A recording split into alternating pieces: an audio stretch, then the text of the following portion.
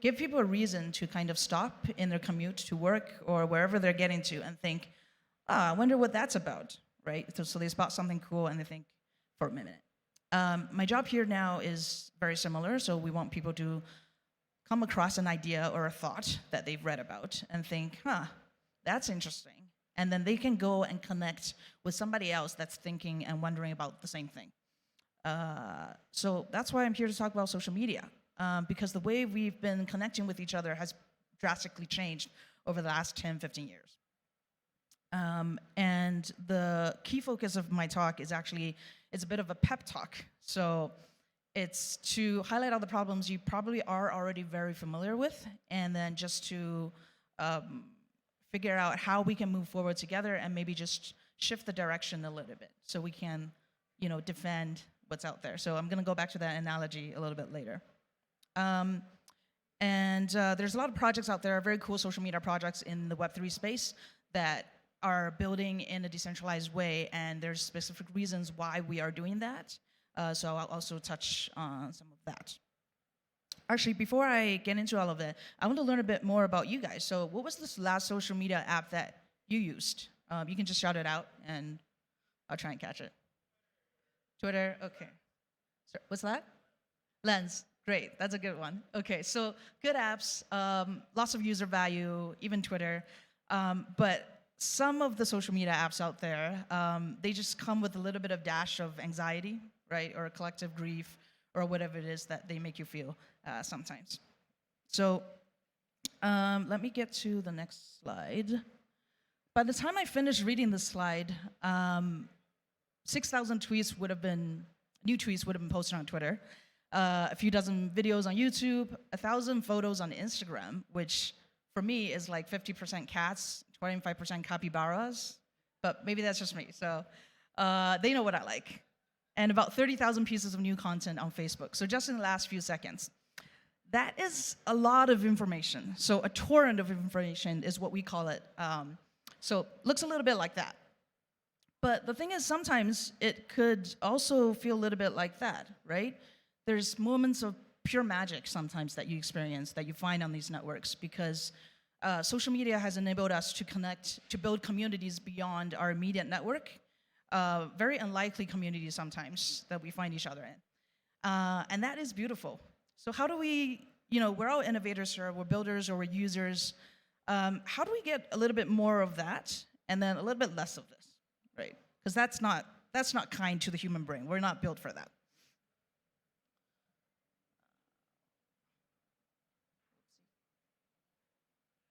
All right, so this is a story Oda's time, yeah? Dragon and the city. So the dragon, or the city rather, is the status quo, so what we're comfortable with right now. So a lot of us are still primarily, even though we are probably some of the earliest adopters of Web3 social media, we are still primarily using Web2 social media.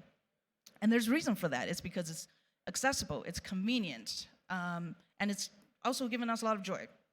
And we haven't quite let that go yet, and that's totally okay. But there are a lot of injustices, there are a lot of wrongful uses of the technology that we can probably look toward better options to. And the dragon here is, you can think of it as decentralization, but not just that. It's any change that challenges the status quo. So when you have a dragon at your city gates, you can either run away from the city, you can abandon the city, which we probably don't want to do, because then that's where I don't think humanity is going back to, pre-social media days. You can also stay put and try and defend it, which is what a lot of, maybe some of your friends, who don't work in the industry, who don't work in the space, maybe that's what they are telling themselves, and that's what they're telling you. It's fine, people just don't perceive the cost of, invasion of data privacy, the same as some others. They're comfortable. There's a lot of utility in being comfortable. Or you can tackle the opportunity, you can tackle the dragon, maybe in a non-abusive way. So you can tame the dragon. Let's say you tame the dragon.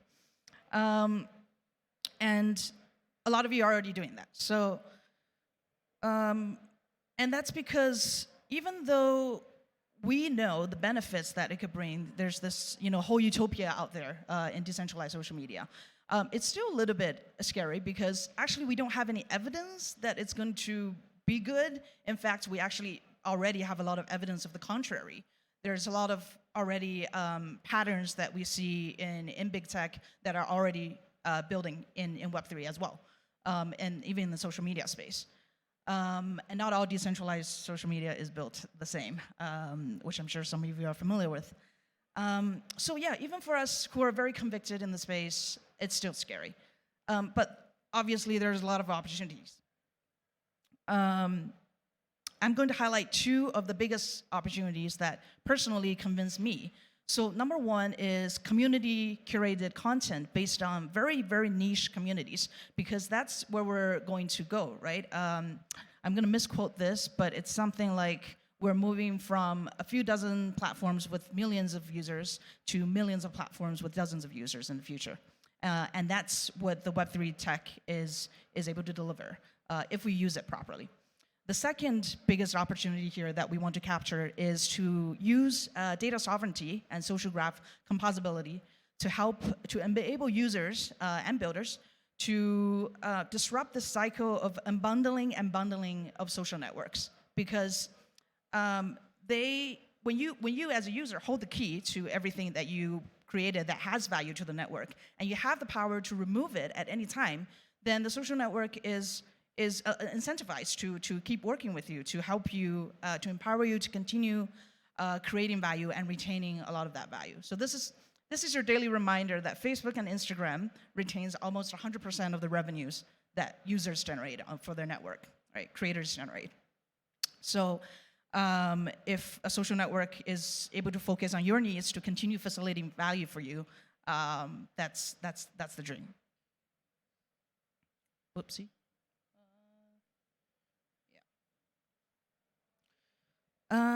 So how are we going to do it, and how do we make these better versions of social networks for ourselves? So I have a little bit of bad news here, because if you're anything like the average social media consumer, which is like me, you are fighting a two-front war most of the time. So the first one is with society, with big tech, right? And the second one is with yourself, because and I'm going to start actually with another analogy here. Anyone a fan of Neil Gaiman? Yeah? Okay. So with any conflict, with any war, there's a dream state. It comes because everyone is stuck between a dream state and a nightmare state. So there's a dichotomy of the worst things that can happen and the best things that can happen. We have a pretty clear picture of what that best case scenario looks like. We have sometimes an overly pessimistic view of what that nightmare is going to look like. So I'll give you an example. So when it comes to the conflict with society, we think that the dream state, the utopia that we are building towards, is that everyone should use the internet responsibly, be kind to each other, and you don't support any abuse of power in that sense. But if you are also in Web3, that's because you're very aware of the nightmare state in that realm. And what that looks like is big tech destroying humanity. We all become puppets of this never-ending stream of misinformation, right? So that's the nightmare. The reality is always somewhere in between. And then on the second front of the war, you are at conflict with the dream and nightmare versions of yourself, because the best version of yourself is extremely disciplined. You don't do any doom scrolling, right? You're super productive. You're not distracted by social media, by whatever they're trying to feed you. And then the nightmare state is, if you're like me, you're stressed about work, and you're just trying to find the most calming capybara that's out there, right? The truth is, these conflicts are never going to go away. They're always there. They're always persistent. So you have to be more persistent. You're never going to reach the dream state, but as long as you are continue to question yourself, to interrogate yourself on whether you're making better decisions, you will also never be in the nightmare state. And in the grand scheme of things, you're hopefully going to gravitate towards the dream state further and further. Now, it's easier to deal with yourself in some senses, but when you deal with the conflict with society in the sense, as an innovator in the space, it's your responsibility to interrogate yourself on every tech choice that you make. So specifically, that could sound like, why am I building with this protocol and not something else? Is it because they're giving me a grant? Is it because they're supporting me to build a community? But what else should I be asking besides these incentives on the surface? Do I actually believe that they are going to deliver on what they think they are? Do they actually adhere to Web3 values? So not just using Web3 tech stack. Specifically, do I agree with how they collect, how they use data, how they provide value for their users? How accessible is it for the common user to get in touch with the core decision-making group, right? And then for the conflict with yourself, you have full agency here. So that makes it simultaneously harder and easier. So it's probably super annoying. Sometimes I don't do it. You just want to look up a recipe, or you want to look at capybaras, and you got to click through all these steps of GDPR consent. And sometimes you skip it, right? It's not worth it. But sometimes on good days you think, okay, I'm gonna assert my rights here. I'm gonna understand what I'm getting myself into. And that's okay. You have bad days and you have good days. And the key to stay afloat is really to find the people who believe the same. So probably the people here in the audience, you could probably be good friends and help each other and keep telling each other to do the right thing. I'm going to share a lot of the resources that I reference here also in a later slide, so you can dive deeper there into some of the readings. And yeah, once you have that support network, it does get a lot easier. But before that, you have to embrace the inevitability of this journey that's not going to be straightforward at all. It's going to look harder on some days and then easier on some other days. Because we're all innovators, doesn't matter what you're doing. If you're building a project, if you are just a user, you love using new tech, or if you are working on marketing team, that's great. You're innovators in the space. And that means that you have to make really difficult decisions, right? And in reality, that could look like giving up some of these grants that are offered, which are super valuable to early stage projects, but maybe because you don't believe that they are actually going to deliver on those values. It could also look like turning down partnerships that offer you a lot of exposure, they hype you up, and as we all know, that doesn't always go down beautifully. So sometimes, and I've had to experience myself, you might have to let go of team members that just don't see the world the same, that don't want to build the same world as you do, and that's very, very difficult.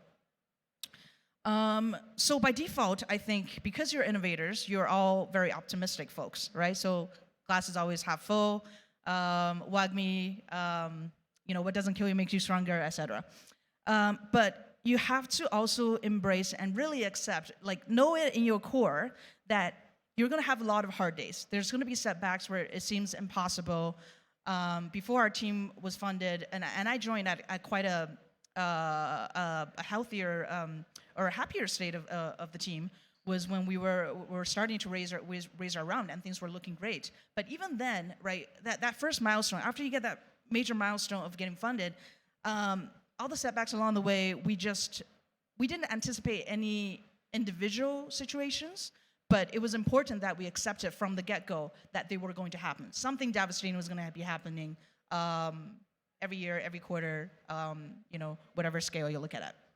So you have the full agency here as individual innovators to embrace, to accept that the road is going to be difficult and you want to face it with courage and with a lot of vulnerability that comes with that.